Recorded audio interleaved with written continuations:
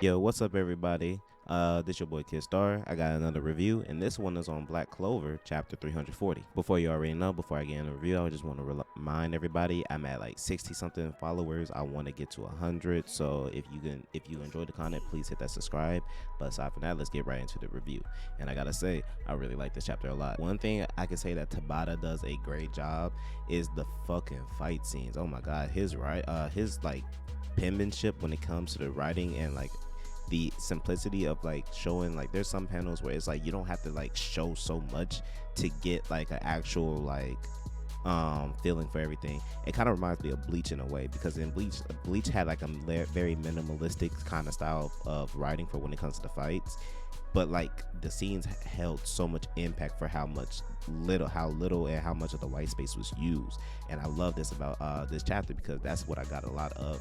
It's like a lot of the white space was used to like just show like this emptiness like in the page, and where it makes you focus entirely on just what is happening and stuff. And I really think that writing style and the way that he does it is perfect. It's done very well. But in the actual content of the chapter, we have Asta, training against Ichika, which is again is Yami's little sister, right? And now, as expected from anybody that got the same blood as Yami, she got it. She definitely got it. One thing about Asta is every new arc he gonna get his ass whooped. He gonna get his ass whooped. He gonna have to get his ass whooped to get his training up and stuff like that. Like he stayed getting his ass whooped. I don't mind though. Like this chapter was fucking phenomenal. Shotty put the hands on my brother, bruh. I'm talking straight wash, dry rag, bro. Like, brother, Asta was getting his ass whooped, and it was enjoyable because Asta was holding his own. So I was thinking it was about to go back and forth, but towards the end of the fight, Ichika was like, nah, and was able to get one hit. All it took was one good hit, and that nigga Asta passed out, or was passing out. But then it reinforces this concept of Asta's character that I love so much, is that this brother loves learning more and getting stronger. He doesn't like being at the pinnacle. I don't think he enjoys being at the top. He wants to see you further beyond that. And now he's like, oh, I finally see I have the ability to get stronger, and he's so excited to do that. Like, because even me as a reader, I thought Asta hit the pinnacle of his strength before, like when he learned Devil Union and all this stuff. I thought that was it. Like, I was like, this is it. Like, he's gonna be at this peak, he's gonna have his fights and stuff like that, and then like there's that. But no, this shows that Asta still has so much to learn and becoming stronger, and to be able to beat Lucius.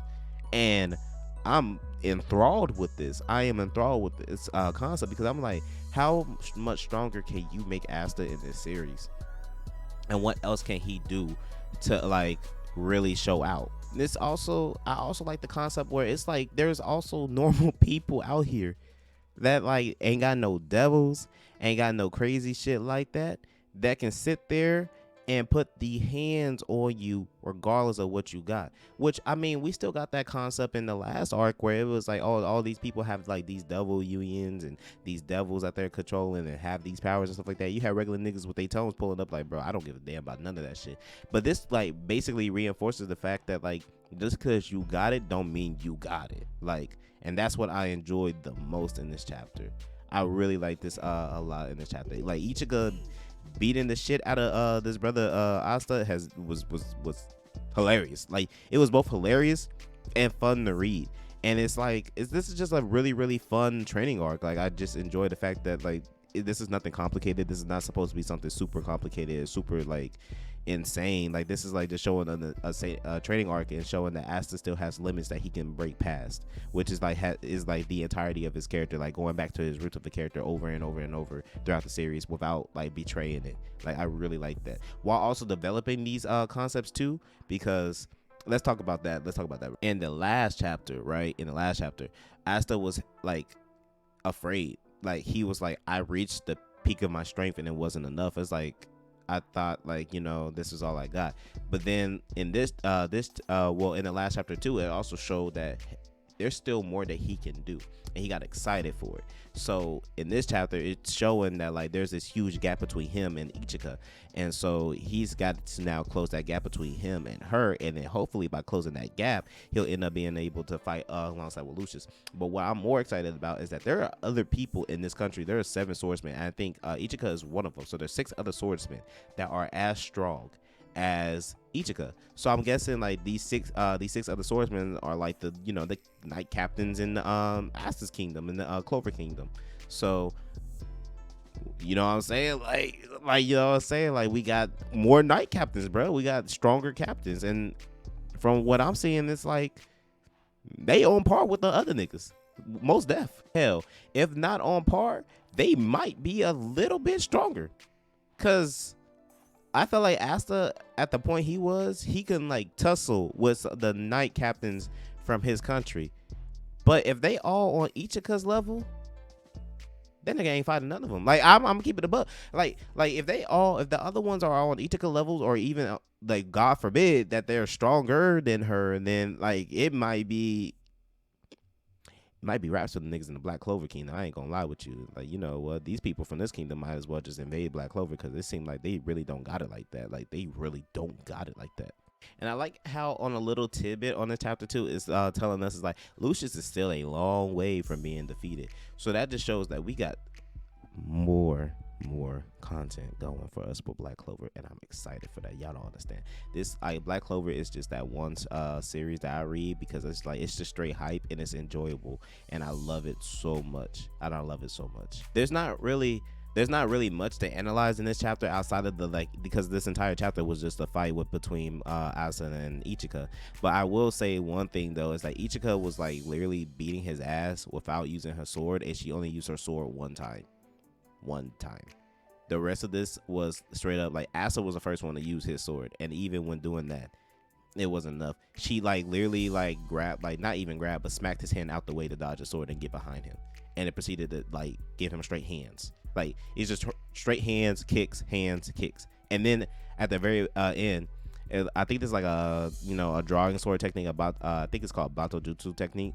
But she literally just drew her sword and immediately slashed. Basically, very reminiscent of Yami's fighting style. Like, this gives me straight Yami fighting style, basically.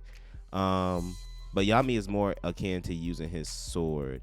Ichika doesn't seem like she's willing to really use her sword unless it's for a very, very powerful hit. Yami would use his sword more often than not. I could be wrong on that because I'm doing this based off of entirely memory. But yeah, the girl didn't really fight him. She was like, you got to take this seriously, otherwise you're gonna be killed. And then I feel like she didn't even try really against him. I think she just whooped his ass.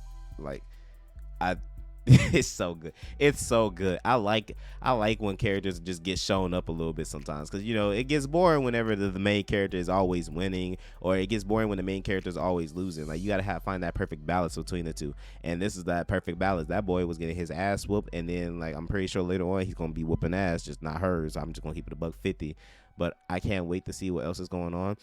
Also curious about how the dude, the shogun of this country, he's training Asta, but because he knows, he sees everything that's happening, right? He sees everything. So when it comes to this concept of seeing, does he see the future, or he sees possible futures? Is he training Asta to overcome Lucius in this possible future? You see what I mean?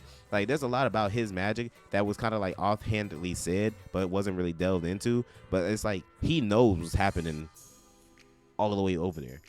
He knows. So it might come to the point where Asta going straight up ask him what's happening, and it might not be what Asta might want to hear. Let's keep it $1.